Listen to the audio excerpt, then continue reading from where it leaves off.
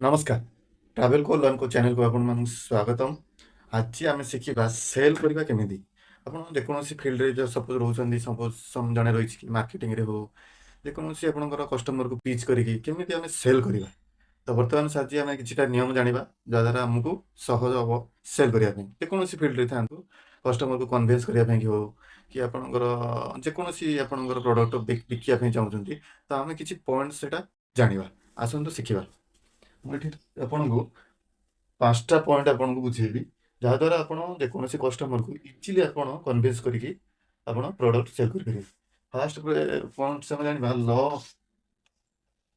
ल of generosity.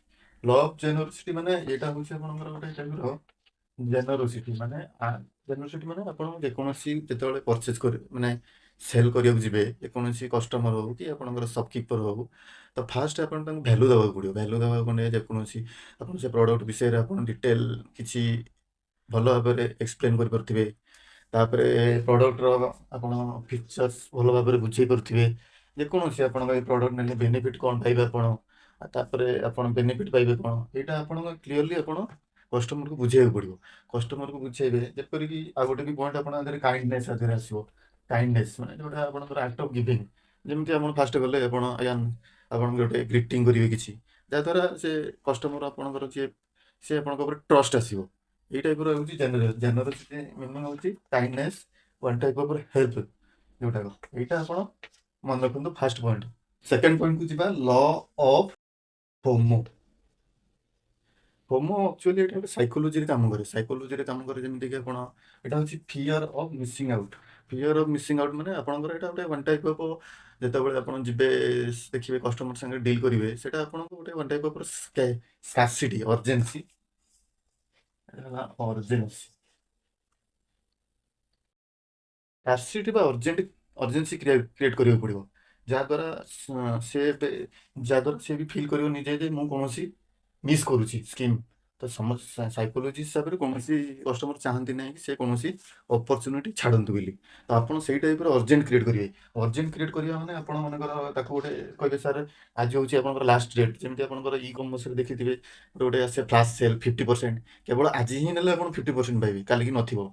Fake timer गोटे चले एक्चुअली से गोटे अर्जेन्सी क्रिएट करते जहाद्वारा कस्टमर यहाँ परचेज कर यहाँ से कोई कहते हैं फियर ऑफ मिसिंग आउट। आप अर्जेंट क्रिएट करवा यहाँ द्वारा आप कस्टमर भाव ना मुझे अपरच्युनिटी मिस करुच्ची आज ही किदेवी यहाँ जहाद्वारा यहाँ आप वन टाइप ऑफ सेल रे जीवो। यहाँ से अर्जेन्स क्रिएट करवा स्कार्सिटी देखा। स्कार्सिटी माने आपंकर जमी कह आम ना स्टक बहुत कम अच्छी जमार 5टा स्टक अच्छी आम पाखे तो लिमिटेड ऑफर ये टाइप करवा यहाँ यही फियर फोमरे जाए ये टाइप कले जहाद्वारा कस्टमर बाध्य हुए माने सी भाव ना साइकोलोजी हिसाब से यहाँ ना यहाँ ही आज लास्ट डेट यहाँ मुझे किणवी। यहाँ हूँ आप सेकेंड पॉइंट फोमो। ये टाइप कराए बहुत प्रकार फ्लाश सेल हुए जमीक आपंकर इ कमर्स साइट वाला करती बहुत प्रकार देखिए आप्र सब्सक्रिप्शन किसी भी आसूसी जमीक आप ये आप्टा आप सब्सक्रिप्शन करूँ आपंकर ये टाटे देले भी आपंकर ये बेनिफिट पाइबे। ये टाइप यहाँ सब अर्जेंट किए ये मास ही लास्ट डेट लिमिटेड स्टक यही वर्ड गुरा सब फोमर जाऊँगी। सेकेंड पॉइंट गला थर्ड पॉइंट को जावा आम। थर्ड पॉइंट हूँ ल ऑफ इमोशन।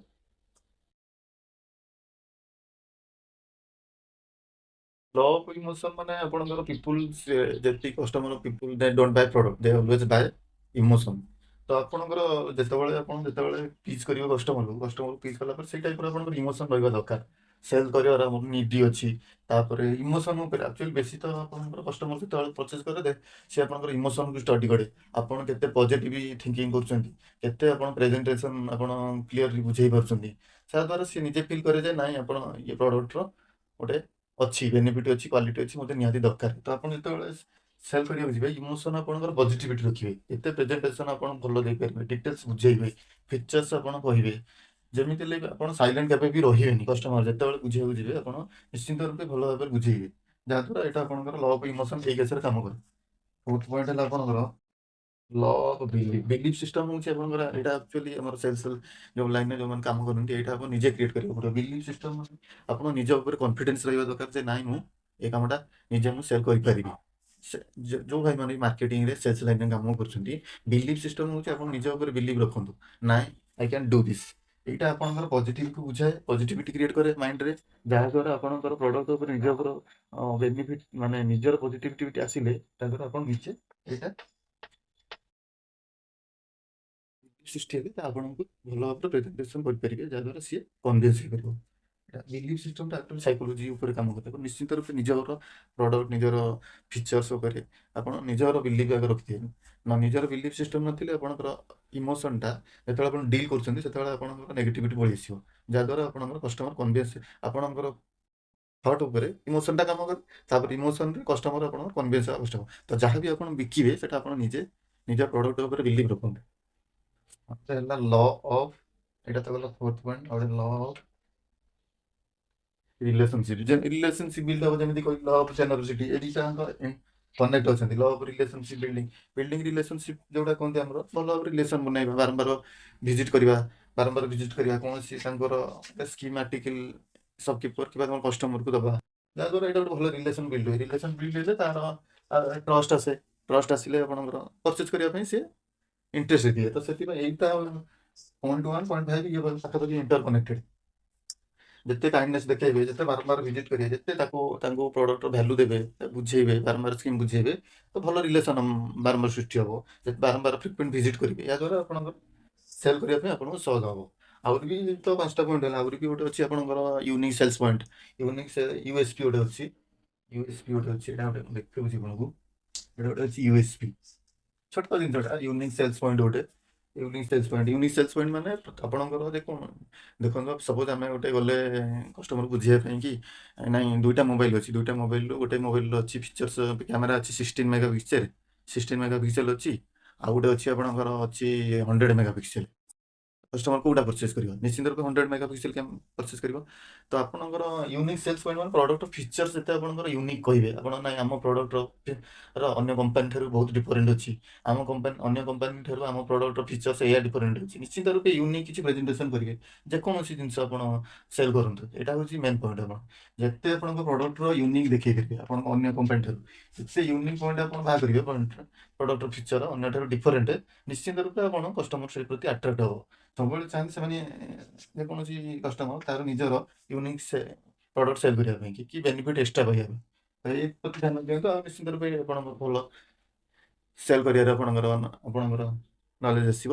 ତାପରେ ଆହୁରି ବି ଛୋଟ ଛୋଟ ଜିନିଷ ଅଛି, ଆପଣ ଯେପରିକି ଆପଣ ଯେତେବେଳେ କନଭିନ୍ସ କରିବାକୁ ଯାଉଛନ୍ତି, ଗ୍ରୁମିଂରେ ଧ୍ୟାନ ଦେବେ, ଆଉ ବଡି ଲାଙ୍ଗୁଏଜ ଉପରେ କାମ କରିବେ, ଆଇ କଣ୍ଟାକ୍ଟରେ କଥା ହେବେ, ଯେକୌଣସି କଷ୍ଟମର ସାଙ୍ଗେ କଥା ହେଉଛନ୍ତି ଆଇ କଣ୍ଟାକ୍ଟରେ କଥା ହେବେ, କ୍ଲିଅର କଥା ହେବେ, ଯେମିତି ଭଏସ୍ରେ ଆପଣ କ୍ଲାରିଟି ରହୁଥିବ, ଆଉ ଟ୍ରାନ୍ସପାରେଣ୍ଟ ଡିଲ୍ କରିବେ। କୌଣସି ଏପଟ ସେପଟ ମାନେ ମାନେ ବ୍ୟାକ୍ରେ କିଛି କଥା ଥିବ କିନ୍ତୁ ଦେଉଥିବେ ଅଲଗା, ଟ୍ରାନ୍ସପାରେଣ୍ଟ ଡିଲ୍ କରିବେ, କୌଣସି ଏପଟ ସେପଟ ଭୁଲ ଇନଫର୍ମେସନ୍ ଦେବେ ନାହିଁ। ଗ୍ରୁମିଂ ଯେପରି ଆପଣ କ୍ଲିନ୍ ସେଭିଂ ହେଇକି ଯିବେ, ତାପରେ ଫର୍ମାଲ ଡ୍ରେସ୍ ପିନ୍ଧିଥିବେ, ବୁଟ୍ ପିନ୍ଧିଥିବେ, ଏଇ ଟାଇପ୍ର ଛୋଟ ଛୋଟ କଥାରେ ଧ୍ୟାନ ଦେଲେ ଆପଣ ନିଶ୍ଚିତ ରୂପେ ଭଲ ସେଲ୍ସ କରିପାରିବେ। ଆଜି ପାଇଁ ଧନ୍ୟବାଦ, ନମସ୍କାର।